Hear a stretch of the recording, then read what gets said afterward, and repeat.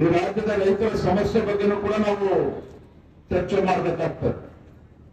ಗುಲ್ಬರ್ಗ ಇರ್ಬೋದು, ಯಾದಗಿರಿ ಜಿಲ್ಲೆ ಇರ್ಬೋದು, ಅತಿವೃಷ್ಟಿಯಿಂದ ಇವತ್ತು ರೈತರು ಇವತ್ತು ಕಂಗಾಲಾಗಿದ್ದಾರೆ. ಯಾದಗಿರಿ ಜಿಲ್ಲೆನಲ್ಲಿ ಇವತ್ತು ತೊಗರಿ ಬೆಳೀತಕ್ಕಂಥ ರೈತರು ಕೂಡ ಸಂಕಷ್ಟದಲ್ಲಿದ್ದಾರೆ, ಹತ್ತಿ ಬೆಳೀತಕ್ಕಂಥ ರೈತರು ಕೂಡ ಸಂಕಷ್ಟದಲ್ಲಿದ್ದಾರೆ. ಅದೇ ರೀತಿ ರೈತರ ಬದುಕು ಅಂತ ಹೇಳಿದ್ರೆ, ಈ ನಾಡಿಗೆ 2 ತುತ್ತು ಅನ್ನವನ್ನು ಕೊಡ್ತಕ್ಕಂಥ ರೈತ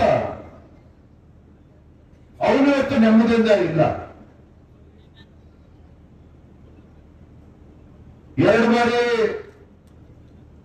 2 ವರ್ಷ, 1 ವರ್ಷ 2 ವರ್ಷ ಬರ ಆದ್ರೆ 2 ವರ್ಷ ಅತಿವೃಷ್ಟಿ.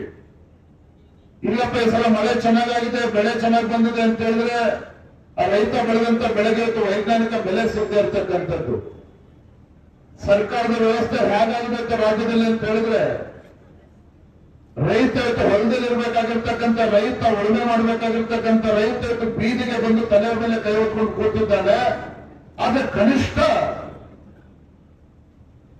ಸರ್ಕಾರದ ವ್ಯವಸ್ಥೆಯಲ್ಲಿ ಅಧಿಕಾರಿಗಳು ಬಂದು ರೈತ ಬೆಳೆದಂತ ಬೆಳೆ ನಷ್ಟ ಆಗಿದೆ, ಅದಕ್ಕೆ ಪರಿಹಾರ ಕೊಡಬೇಕು, ಆ ಪರಿಹಾರ ಕೊಡ್ತಕ್ಕಂಥ ನಿಟ್ಟಿನಲ್ಲಿ ಇವತ್ತು ಸಮೀಕ್ಷೆ ಮಾಡಬೇಕು ಅಂತಕ್ಕಂಥ ಸೌಜನ್ಯವು ಕೂಡ ಇವತ್ತು ವ್ಯವಸ್ಥೆ ಕಳ್ಕೊಂಡಿರ್ತಕ್ಕಂಥದ್ದು. ಒಂದು ಮಾತ್ರ ಸತ್ಯ, ಈ ನಾಡಿಗೆ 2 ತುತ್ತು ಅನ್ನವನ್ನು ಕೊಡ್ತಕ್ಕಂಥ ರೈತನ ಬದುಕು ಹಸನಾಗಲಿಲ್ಲ ಅಂತ ಹೇಳಿದ್ರೆ ಇವತ್ತು ಜನಪ್ರತಿನಿಧಿಗಳು ಇವತ್ತು ಬದುಕಿದ್ದು ಕೂಡ ಸತ್ತಂತೆ. ಅದನ್ನ ಇಂದಿನ ರಾಜಕಾರಣಿಗಳು ಅರ್ಥ ಮಾಡ್ಕೊಳ್ಬೇಕಾಗಿದೆ.